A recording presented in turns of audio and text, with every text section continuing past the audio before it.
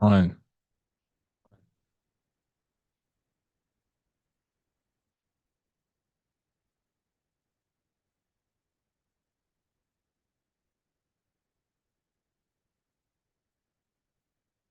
1, 2, 1, 2.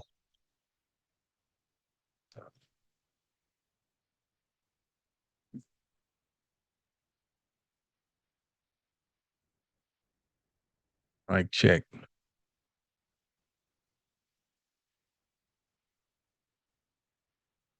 1, 2. Low.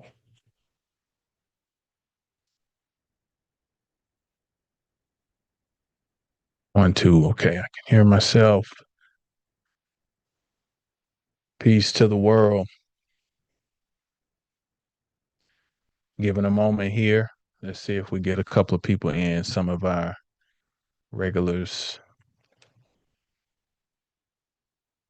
Peace out there in cyber world.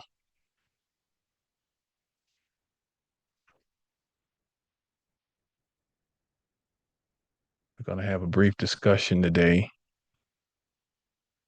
about some things to keep in mind with Saturn and Neptune's last transit in Pisces. And we'll give it a second here, see if people get notified. And if not, per usual, we'll just get things rolling and everybody can catch it on the replay.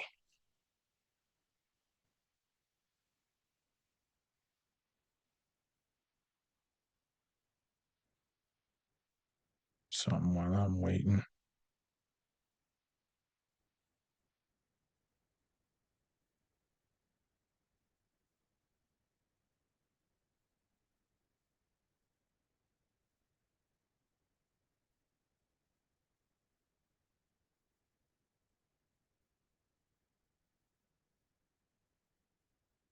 Okay.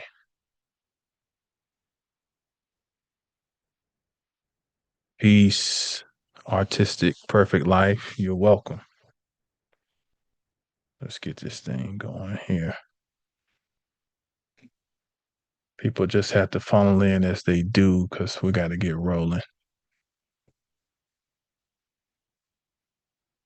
Let me, well, I can do something though, real quick. Let's see. Uh,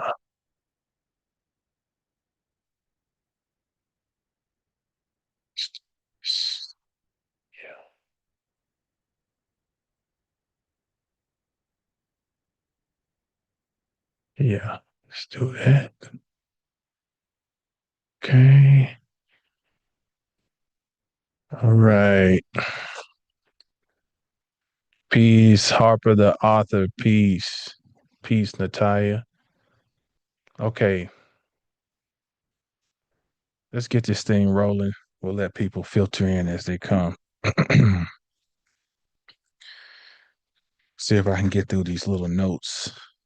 I got these uploads the other day and I wrote all this stuff down. And so now I figure, okay, let me get this out. Um, so I guess the focal point of this discussion is Neptune and Saturn now that they've moved back into Pisces and the fact that they will make their re-ingress into Aries in the beginning of 2026. And this is significant. I touched on a facet of this on TikTok, the significance of these two, like they're moving together. Um, one is amorphous, which is Neptune, meaning without shape. Whatever Neptune touches or wherever it's at, it tends to take away the solidity of the form of things. But at the same time, it's like a paradox because at the same time, we have the planet that deals with structure and form. So immediately, it would suggest that something's being dissolved and something's being formed at the same time. And I call this the rewombing of consciousness because Pisces as an energy we would associate, for one, with the collective unconscious. We would also associate it with the astral realm. We would associate it with, we could say, spirituality in the way that we use it in context. So when we start with this rewombing,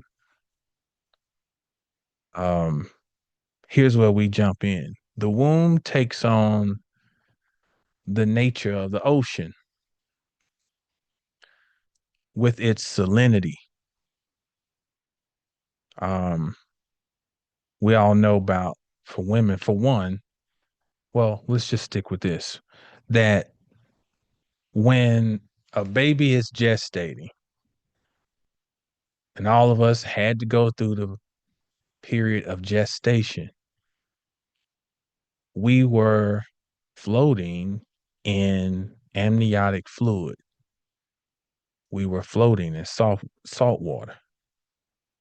And it's that old clip they got a JFK. We came from salt water, and um, hinting at a metaphysical concept there. We all come from salt water. We all come out of the sea. And when you go back into the sea from a religious standpoint, which is based on a deeper metaphysical concept, but in Christianity, there's something called a baptism. And the baptism is the return to the feminine ocean and then the re-emergence from it. Now, this period we're in right now is the epitome of that because with Neptune, which is also Poseidon, which is the Lord of the sea or the Lord of the salt water, Neptune has moved back into the salt water with Saturn. So it's like we are collectively being baptized. And then when those two planets move back into Aries, it is a reemergence. So you get baptized, they take you down in the water, then you come back up. And that's reenacting the death, burial, and resurrection. It is the transformative moment. It is life after death. So now what we're going to do is shift, and I'm going to be using for background what I think is one of the most treasured books in my collection. It's called Water Pure and Simple: The Infinite Wisdom of an Extraordinary Molecule. This is a must-have for serious students because it covers so many areas. Um, it's covering science, physiology, metaphysics, linguistics, so much. So I'm going to be referring to this, but I already took a couple of notes from a section, Phonation and Language. So listen to this. As part of our human evolution, the larynx descended, allowing for human speech. So for us to speak, at some point in our development, the larynx had to fall down. Harper, that book is called Water, Pure and Simple by Pilo Consigli, MD. So, as part of our evolution, the larynx had to drop down. So at some point, it set up high. Now, in other mammals, the larynx remains right behind the palate, except in three circumstances: when they're panting, when they're emitting sound, or swallowing. Those are the only times that the larynx drops down. Um, the same feature is present in Peace, Black Butterfly. Yeah, come on back for the replay. The same feature is present in human newborns. This allows the human newborn to suckle and breathe at the same time. In other words, the human newborn reenacts the evolutionary process of humans because the newborn has the larynx sitting up high, which is why the baby can't articulate yet. But because it sits up high and behind the palate, the baby can suckle and breathe at the same time because the baby is still basically still a fish. It's a fish in transit. We start out as like a fish, you know, we're living, breathing, eating in water.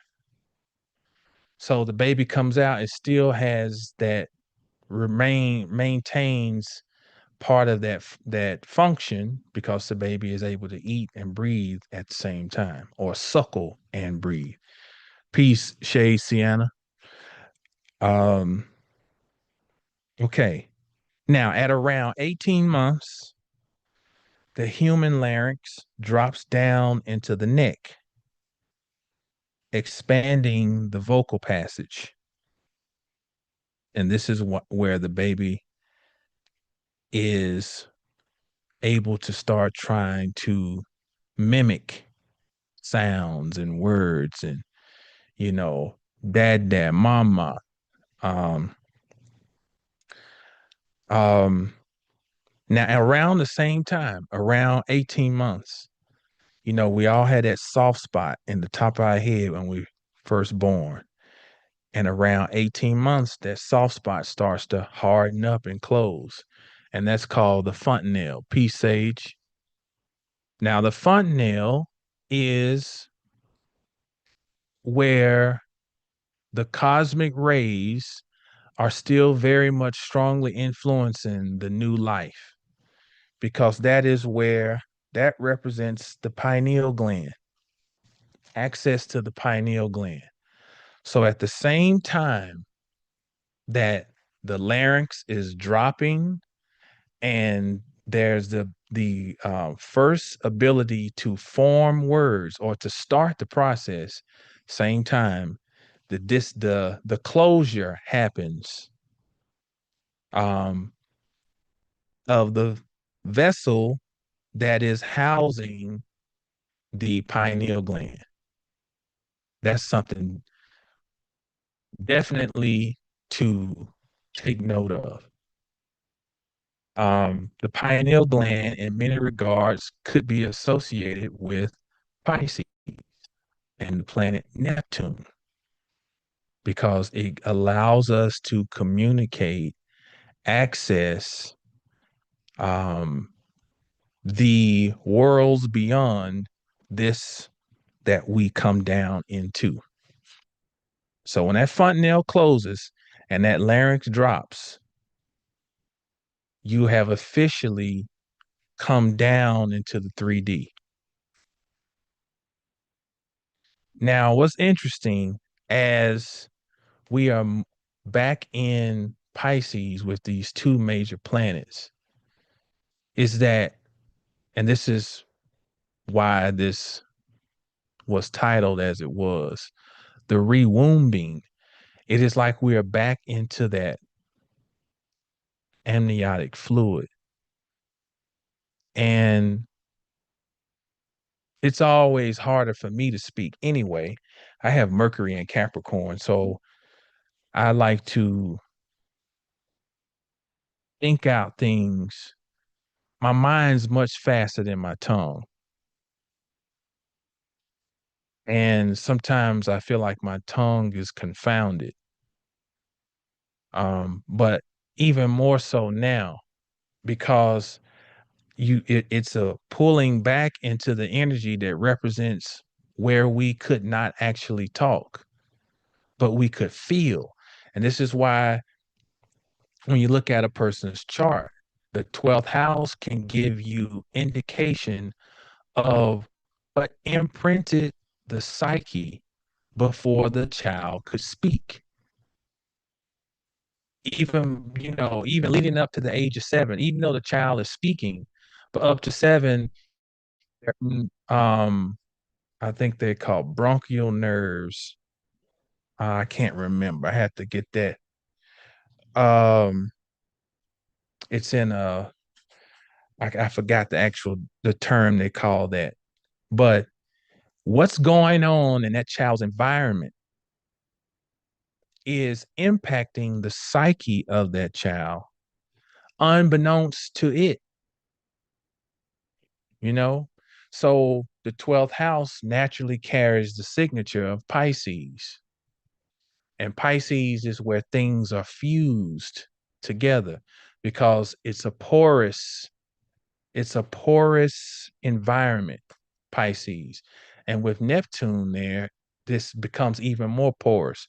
So it's like we are reenacting the path through the womb, but at the same time, we are reenacting the early childhood state of consciousness where there's more of a sponge and absorption than it is of an outward expression of identity. And so if we had to juxtapose the two, listening versus speaking, we're listening more, we're hearing more than we are speaking collectively. Now we know that there's a lot of chatter, you know, but we're talking about what is the directive of the cosmos. That's what we're talking about. The directive of the cosmos is to it's an internal communication more so than it is an outward. Now that outward time is coming, but right now the directive is to listen, and especially to listen inwardly. Now when Neptune and Saturn make their re-ingress into Aries in February 20th to be exact, of 2026, the symbolic larynx will drop again. That means it will be time to be weaned from milk and to eat solid food. And I left myself a note here to read this.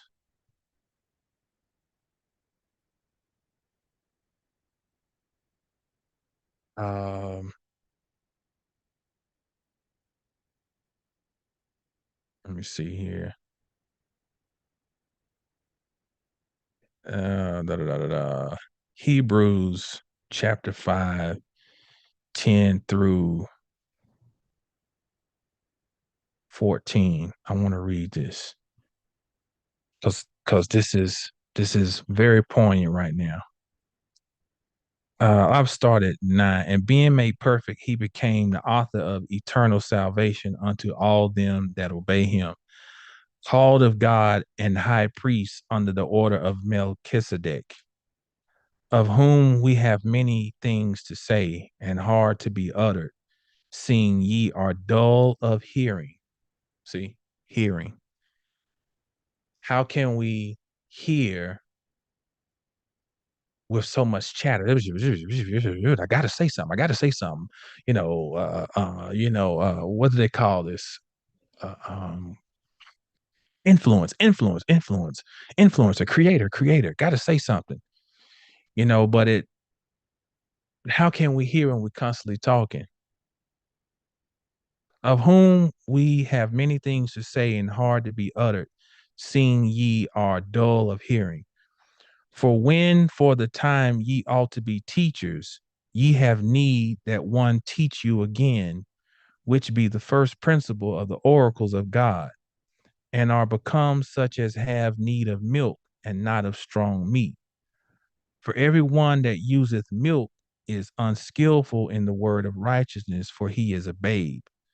But strong meat belongeth to them that are of full age, even those who by reason of use have their senses exercised to discern both good and evil. See, when the baby hits 18 months, you're supposed to be weaning the baby from the breast and now introducing solid food into the diet. We are, as a human collective, we are moving into a phase where you're being weaned from the breast. And you must start, if you have not been introducing solid meat, and let me say, this is metaphorically for those who may watch in the back of the classroom, you think, man, you shouldn't be eating meat. We're talking metaphorically. If you have not been introducing solid meat into your diet right now, then this is the last chance for this particular cycle. And when cycles, you know, if we just take Neptune, that's 140 something years. Saturn, that's 30 years. But I think there's a greater cycle that we're moving in collectively as a humanity that is, we're closing out. If you look at yugas and all that, we're talking about hundreds of thousands of years. Um, and this is not in my notes, but this is a sidebar. This is so when we talk about milk, let me make this very practical. If you are consuming content in the way that people go to church, then you are still on milk. In other words, if you consume content, information, whatever, and it's something for temporary inspiration to make you feel good, and then you go back to whatever, there's no change, there's no application, then that's milk. If you are following a celebrity in the traditional sense or a celebrity in the online sense, see, Pluto's in Aquarius. So that's why you see the celebrities falling from grace, and the celebrities, in order to keep attention, they will go and argue with each other, go on podcasts and talk about the other, because the light has fallen from celebrities. The light is on the common people. But that does not mean we're still supposed to treat the common people the way we did with celebrities. See, what we're doing now is deifying online personalities. Because this person was on a certain platform, this person got so many followers, we'll make them our new Jesus. That is being on milk. You ain't supposed to be following nobody. And you're not supposed to be consuming information just for information. To be eating meat means if you watch this broadcast and you got something, then it does not mean anything if it does not translate into some form of application. That's what it means to be eating meat. You ain't supposed to be following nobody anymore. You're not supposed to be asking somebody to figure out your problems. You're not supposed to be asking somebody to tell me which way to go. You're supposed to be becoming God, generator, operator, destroyer. Not saying it, not being online. I'm a goddess. I'm a god. I'm a king. That don't mean shit. That's still drinking milk. That's still drinking milk because you're just saying things that feel good, but you're not doing any application. That's what that thing is. That scripture is talking about. You're supposed to be becoming God, becoming the Christ, and stop following a Christ. And you may think that you're not following the Christ because I don't go to church. I'm done with religion. But your Christ can be uh this particular person, that particular your job can be your Christ. Your possessions can be your Christ. That is supposed to be, if that mindset still permeates your being, you're supposed to be dissolving that Neptune in Pisces and forming a new structure, Saturn in Pisces. The lowering of the larynx, peace, MJ. The lowering of the larynx creates two disadvantages. And we're talking physiologically, but also metaphysically. Food can be down the wrong way and mixed with air in the larynx. And we all know we've done that when we say something down the wrong way, you start coughing and you know. So one of the dangers of when the larynx falls, see, when the larynx is up high, you don't run the risk of choking because everything flows right together. They're cohesive. But when it drops, we have to have discernment. You have to have discernment when you take in stuff. Some things are not meant to go down a certain way. They got another way to be processed.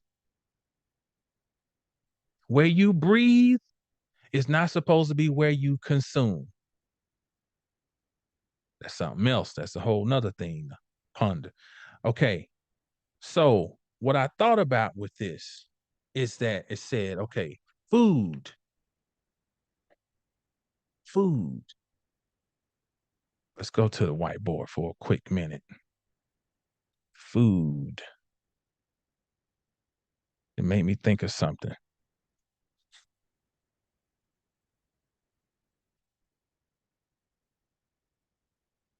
Uh, okay. Food. From a biblical or Hebraic standpoint, one of the ways we look at food is as manna. I've done this breakdown a million times, but we'll do it again. So, manna, meme, nun, and aleph. The word manna equals 91.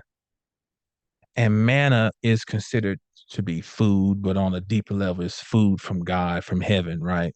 But let's just take it at just face value. Food. If you take the reverse of food, you have Eve. And Eve means life. And Eve is spelled Ket, and it's a Va or Ve, Va, Ve, and a Hey. And that equals 19. So you always look at reverses and they give you a reflection of each other. Food is supposed to provide life. Now, the danger with the manna that we're taking in is if we don't have the proper discernment with taking in food, because the food can also be correlated to information and data. And what are we in now? The information age. You're taking in information,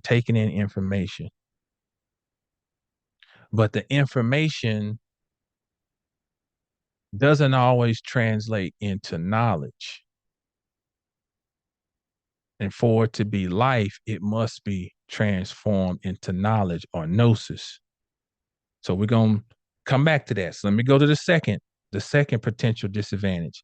Breathing with the mouth makes us vulnerable to bronchitis and pneumonia because the air is not filtered and heated through the nose. We are being inflamed because when you have bronchitis, it's inflammation of the bronchioles. We are being inflamed. And when you have pneumonia, you're drowning. We are being inflamed and drowning in data and information right now. Struggling to filter out what is viable and useful. We are being inflamed, triggered,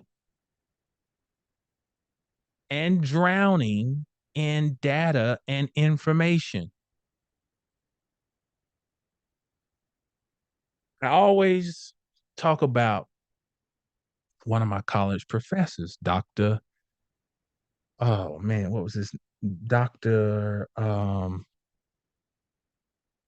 I can't remember his name. It's a Nigerian dude. Dr. Dang. Okay, either way, he said information is first hoarded, then it is flooded. Let's just stop right there. Information is first hoarded, it is held back. Then the exact opposite is done, it's flooded. And what happens with the flood? You got the potential for drowning. We are drowning in data and information right now. And then what happens is once you flood it, then you start distorting things. Because even if you can get your head above the water and catch your breath, then you don't know where is it safe for me to walk because there's distortion. Is this solid ground or am I just about to walk into a sinkhole and then be back drowning again? Distorted. And then he said the fourth phase is it is embellished.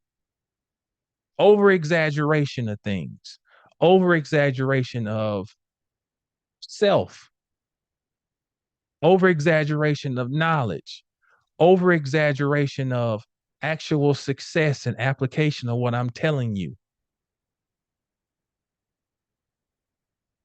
And so what happens is in the body, if I used to compete as a bodybuilder, right? So the last 10 days before a show, you would withhold, we took completely all salt out your diet. You couldn't even have trace salts like in vegetables. You had to be fresh vegetables, not even frozen. You had to make sure all salt was gone. And leading up to the show, you would progressively drink less water. Now, why is this? Because that takes the subcutaneous water out of your body. Subcutaneous just under the skin. That's what makes you look shrink wrapped. Okay. Now, water follows salt. So if salt comes out, water comes out. If salt goes in, water goes in the cell. So after the show, you're done. You got your trophy. You're celebrating. First thing you want to do is go eat because you've been denying yourself for maybe 6, 7 months of just the enjoyment of food.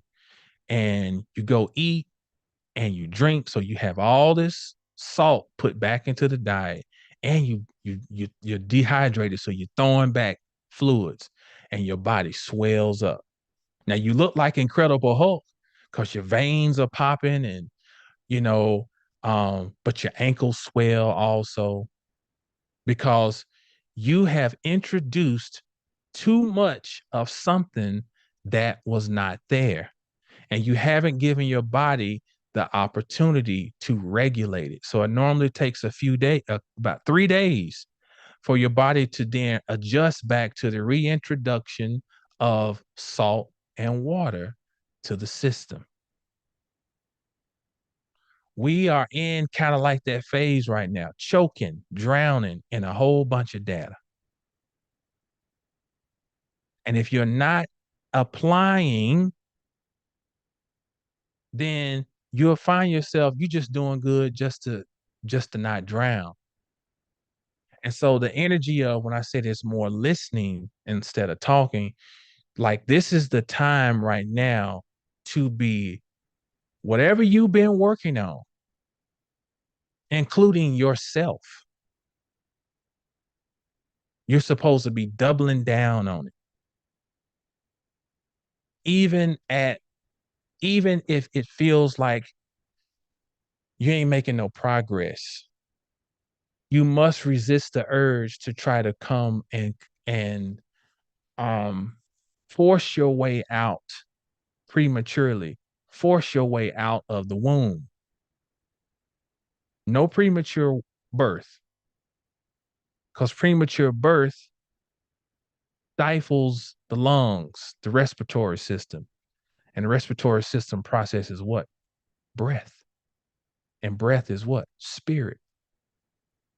So divine spirit forces us to slow down and be patient and to be diligently working, crafting, building. And the first thing you building is yourself.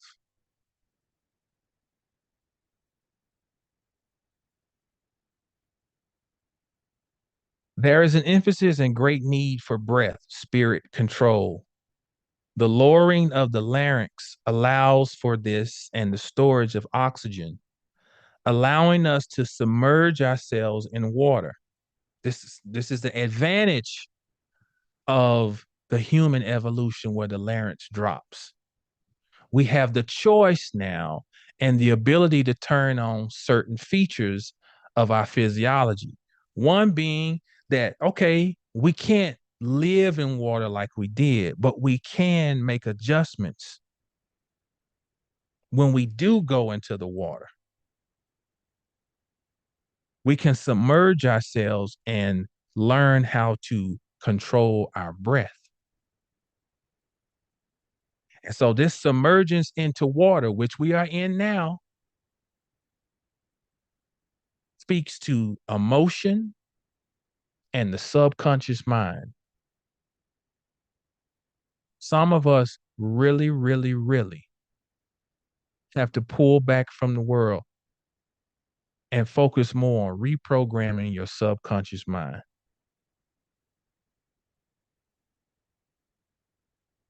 And this is the opportunity when you have an energy giant that dictates dissolving, Neptune, and an energy giant that dictates formation, Saturn. It's not by happenstance that they move together back into Pisces, and then they're going to move together to reingress into Aries. They're dissolving and forming, dissolving and forming.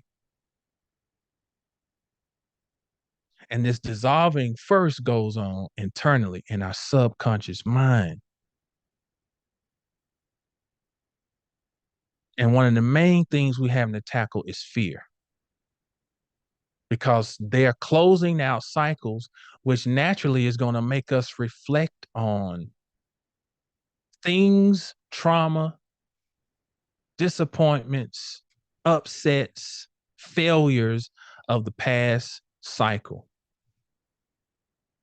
And Saturn also has an analytical process to it. So we're having to learn how to properly use analysis to and not allowing the analysis to become paralysis. You're so afraid you're gonna make a mistake again that you don't do nothing and you end up drowning. Or you're so delusional that you end up drowning. So everybody got to find their own equation within themselves to where you learn how to be the fool and the magician all in at the same time. The fool is able to release the trauma. The food is all tethered. I had that card out yesterday. Clothes all half torn, but this fool got his head up in the air.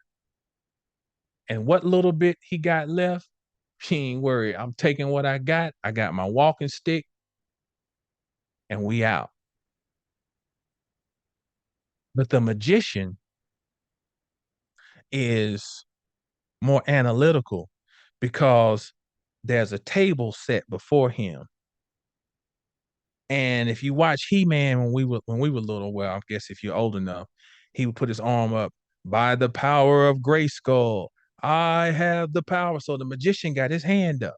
I have the power. Okay, I'm acknowledging that, but I also got to figure out what do I do with these elements. So that means some of us need to go back into ourselves to clear out the data of the past cycle, extract what you needed to learn, and at the same time take an assessment and inventory of what you have.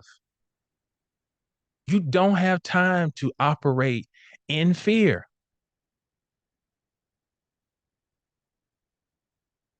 You need to assess what you have on the magician's table because you have the power if you put these elements together properly. Like all aquatic mammals, humans have a very developed diving reflex. When we go underwater, the heartbeat automatically slows down. When we go underwater, our heartbeats automatically slow down. That's called bradycardia. And the blood vessels contract. That's called peripheral vasoconstriction. Vasoconstriction.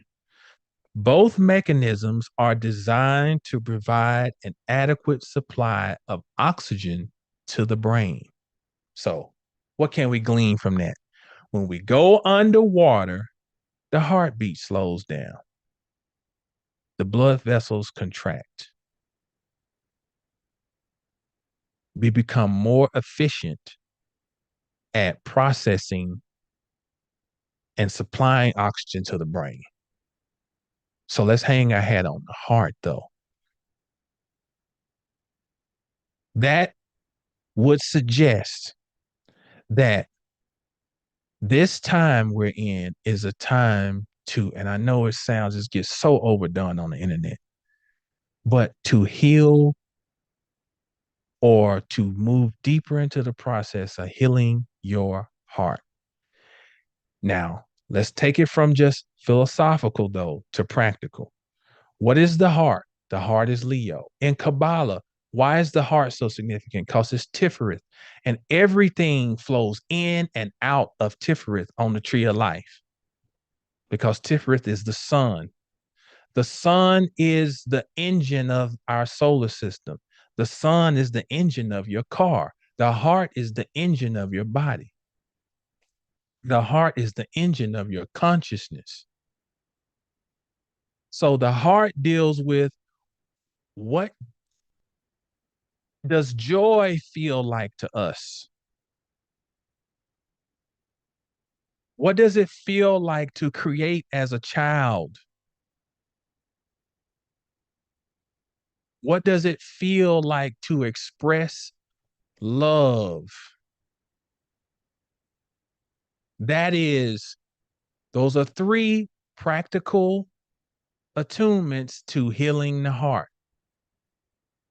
To be in the phase of expressing and identifying joy. To be creative. To create is to be God.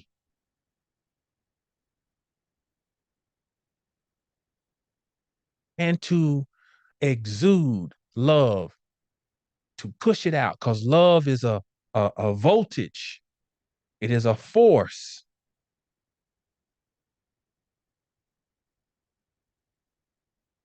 Humans are so susceptible to the uh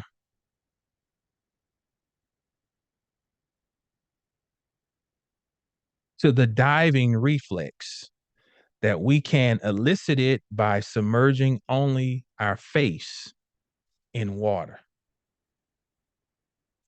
Humans are so susceptible to the diving reflex that we can elicit it by submerging only our face. So, in other words, what I just talked about, the benefits of us going underwater,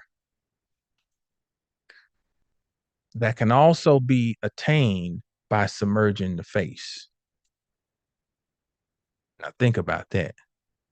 In astrology, well, let's do it this way.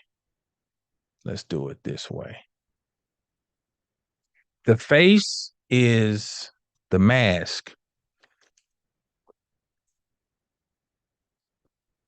The face is the persona, right? The persona, the mask, the ego.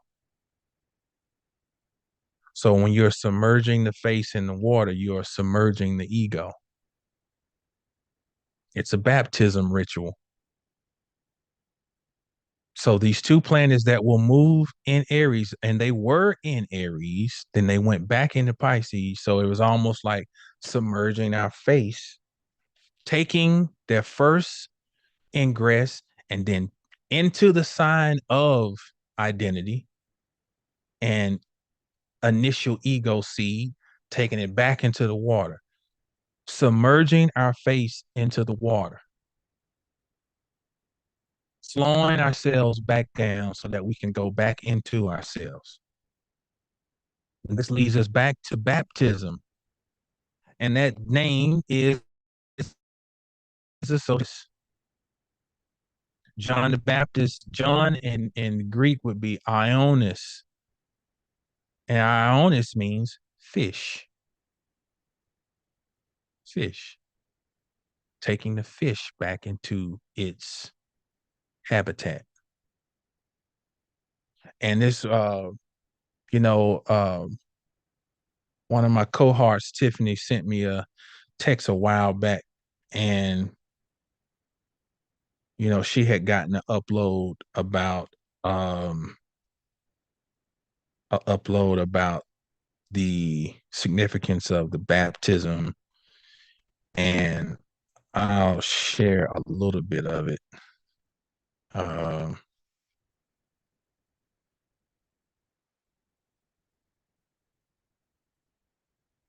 she said she had found a text. This is look like it's coming out of the metaphysical dictionary. Uh, Baptist is he came into the region around Jordan. Now, always see when you're reading these scriptures, always look at what the name. See, Jordan means descending. So even that in itself is talking about going down into um preaching immersion in mentation for the doing away with shortcoming. Metanoia means change of mind, middle mind, transformation of the mind, change of thought and purpose. Baptism means to immerse in an element, any element, to a complete saturation. One can be immersed in a transformed mind as well as in water. Therefore, it is in plain that the mission of John was to bring about a change of mind. The fundamental idea is not so much sorrow as a change. A change, however, be it observed, not merely of conduct, but of the thinking and immortal part of man. So, so she was obviously already picking up this energy, right? And I'm sure she had her own further musings with that, but I'm just taking that part to apply to our conversation. So, again, this is the part of healing the heart. And the heart produces the strongest electromagnetic field. Second is the brain. The heart produces the strongest electromagnetic field in the body. And the heart also produces a scalar field, which means the heart scalar is like 0 point energy, meaning all possibilities, all worlds converge at one time in the heart. And that's why on the tree of life, you have all the supernals filtered through Tiferet, the sun, and all of the lower Sephiroth are being poured into the supernals, filter into it, and then out of it, Tiferet, comes still that energy, and it goes into the lower spheres or Sephiroth. So it becomes a 0 point. It holds all the potential within it, which aligns with physiologically our heart being a scalar machine, if you will. Okay, I got to wrap this down. Okay, Pisces has Elohim hovering waters of the deep, or moving upon the face of the waters. What follows is an utterance symbolizing the descent of the larynx, allowing for speech. When those when those words are uttered, let there be light. Um, it is this consciousness has come out of the void, out of the water, and now the larynx has dropped, and now something can be uttered, and this utterance brings a new world into existence. The void, the waters of the deep in Hebrew is bohu. And this is why I'm not wearing I'm not wearing the shirt today, but the bohu, I've broken that down a million times. The bohu is one of the words for void in Hebrew, bohu, and it adds up to 13. But what emerges out of the bohu is the all, the one. And the word for one in Hebrew is ahid, is aleph, ket, dalet. And that also adds up to 13. So the void, the nothingness, the zero is the same as the one. The whale is the great fish of the deep, the great sea mammal, sea, salt water, that swallowed Jonah, and Jonah means dove. Whenever you see a dove, that speaks for one to semen. And so the semen went down and impregnated the whale, which takes on the feminine nature. And then out of it comes a new Jonah, which is it's the same Osirian mystery. That's Osiris, that's Isis, that's Horus. It's all the same thing. Now, um, to invite my mind into this, I ordered me a whale for this particular time that we're in. I keep these things in my office are symbols. It once your mind is open and you study and you understand the symbol, then once you display the symbol, it is subconsciously triggering a knowing, and it brings out a subconscious action because of your knowingness. Then this is what we call application. Something as simple, just like a child. Children got little toys, and this is just all like being a child, right? So I got the whale, but also the hippopotamus is the great land beast that can hold its breath underwater. And the hippopotamus can open his mouth up because it's all consuming. We are consuming the past cycle. We are consuming the old versions of ourselves. And also, we are seeing ourselves as the masters of the deep waters, the whale.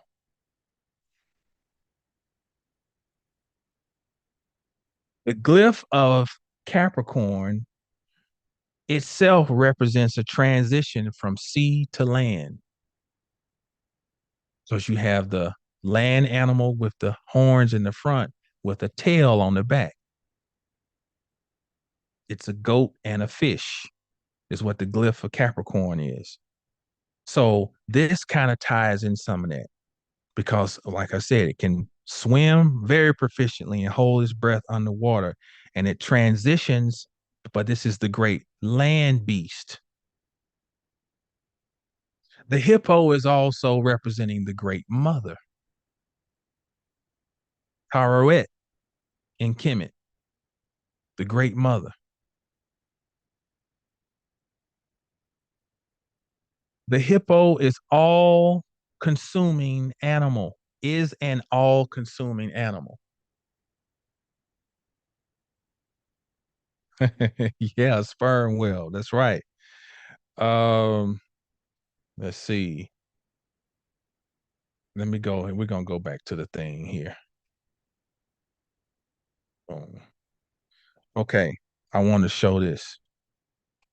The hippo is the all consuming animal. It's it's going to be feminine in nature because the feminine is all consuming. And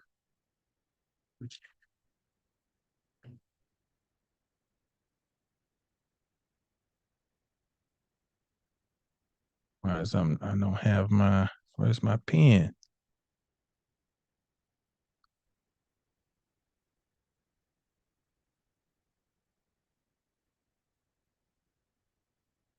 Huh. Where's my pen? Uh, I'm having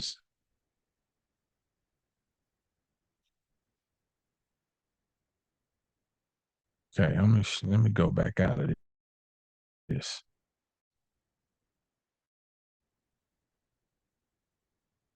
Okay. Let me try this again. Go to my whiteboard. I need to share it. I need a new one. And I need it. There we go. Mercury retrograde. Okay. Now, this all consuming force associated with the hippo is what in Kabbalah it would be called 50th gate. All right, now my pen. I want it. All right,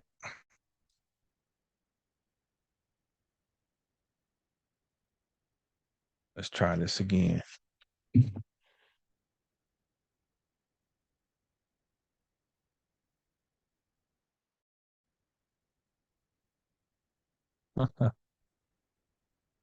Just want to act up.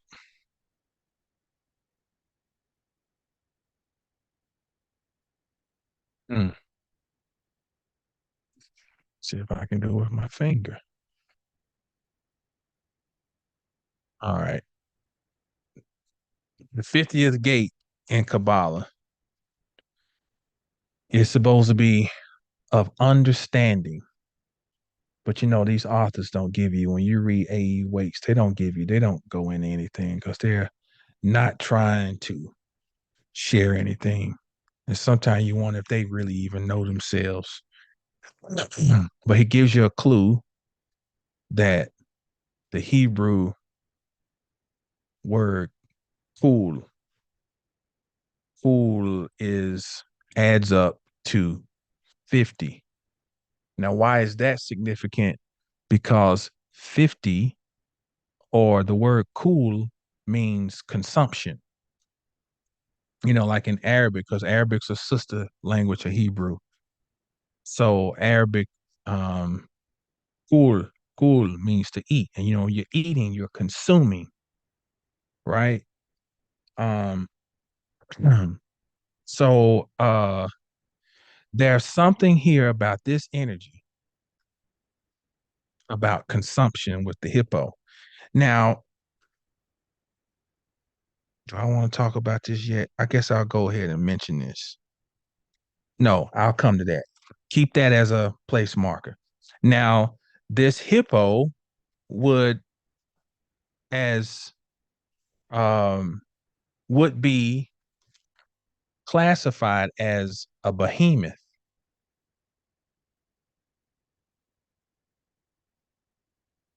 Now, that's the singular. The plural of behemoth would be behema, and behema would be a bit, of a behema, a bit, a bit, a va, a meme, and a hey. Okay. Why am I going to the plural? Because I'm speaking about us as a collective. Behema. And Behema has a value of 52. One thing we're always called is consumers, and it has a very negative connotation. It doesn't to the average person, but once you start having some greater awareness, like they're calling you a pig, they're calling you just a animal, you just consume. It's like saying that you're a chattel. You just consume, consume, you don't think. But everything has a flip side to it. There's a higher perspective of being a consumer. The consumer means you have the ability to consume and digest the previous timeline. That's the directive of right now. To dissolve, to consume, digest, dissolve, and extract what's useful from the previous timeline. And so this also, the hippo, reminds us of to be the behemoth, to consume the old fallacies, to consume false realities, and to create a new reality, new world out of it. Now, in the scriptures, it says Jesus fed 5,000 with 5 fish and 2 loaves. 5 fish, shit ain't working, and 2 loaves. You got it. You can't see it, but you 5 and 2, 5 and 2. And those 2 fish are Pisces. And the 5 loaves of bread is Virgo. Virgo deals with discrimination, assimilation, and isolation. Pisces deals with integration. So we're figuring out as magicians what to integrate, what to consume, what to dissolve, what to isolate, what to assimilate, and to create something new out of it. Hope I'm making sense. Final thoughts. The hippo originates at the equator in Africa. The equator is the belt area of the earth. And as a side note, Mexico means navel of the moon. So still talking about something at the belt area. Now, when we talk about Pisces and its opposite sign of Virgo, that immediately brings to mind the microbiome. Because Virgo rules the lower portion of the liver, part that deals with the filtering. It rules the pancreas. It rules the lower intestines or the upper intestines. It rules the lower part of the stomach. So we're talking about the microbiome.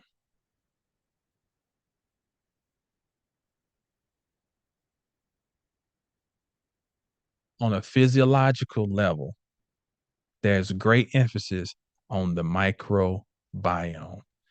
Physiologically, psychologically, metaphysically,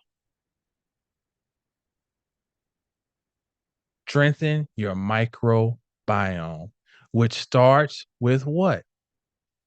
With Scorpio, your colon. Just like the baptism ritual, you go and you die. You release your old self. The colon releases the leftover trash from what has been consumed. It releases it for the sake of regeneration. The trash that is released can become fertilizer. And then within the vessel, that the release goes on, there can be regeneration at a cellular level that promotes the continuation of life. So physiologically, psychologically, and metaphysically, let go. Parasitic energy feeds on our attachment to things that don't serve us anymore.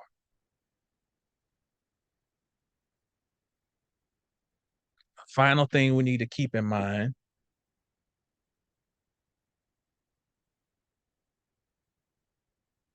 Final thing we need to keep in mind is that the only connection we have with the last time Neptune was in Aries, because that was in the 1860s and 1870s, is information from elderly people in the 1950s. And I was fortunate enough to get my hands on some literature, some medical astrology literature that was able to get information about elderly people because it was put together in the 50s. It's lectures from the 1950s. And it says that there was a prevalence of cataracts in the elderly in the 1950s, people who were born in the Neptune in Aries generation. These people would have been like in their 80s in the 1950s. Now, there's a connection between cataracts and dysfunction in the kidneys. Why is this significant? Because kidneys are ruled by Libra, and Libra is the opposite sign of Aries, where Neptune and Saturn will be moving back into. And so Saturn puts up wedges and blocks, and Neptune creates something called a, a tonic nature, a tonicism. It makes things lose their form, their shape. Aries and Libra as an axis deals with regulation, regulation within the brain, regulation within the adrenals, regulation within the kidneys. Kidneys. So we need to be mindful also of that area. And all this is talking about kidneys is filtration, adrenals, being able to step back from stressors that don't serve us to where we're not taxing ourselves to the point where we don't have any cortisol left. We don't have any adrenal, and the adrenals and cortisol are life force. And when you're constantly expending those, then you lose your life force. Neptune moving back into Aries makes us more porous, our etheric bodies more susceptible to other negative energies, including people. So maybe you need to filter some people out your life. Maybe you need to release some people out of your life, as well as releasing things out of your own being, out of your own nature that don't serve you. And on that note, I bid you farewell and say peace. And I remind you, I do medical astrology readings, or I call them health and wellness readings on my site, 720astrology.com. That's the newest feature on the site. I'm coming, buddy. That's the newest feature on the site. I'm also available for 2026 forecast readings and a host of other services and readings on my site, 720astrology.com.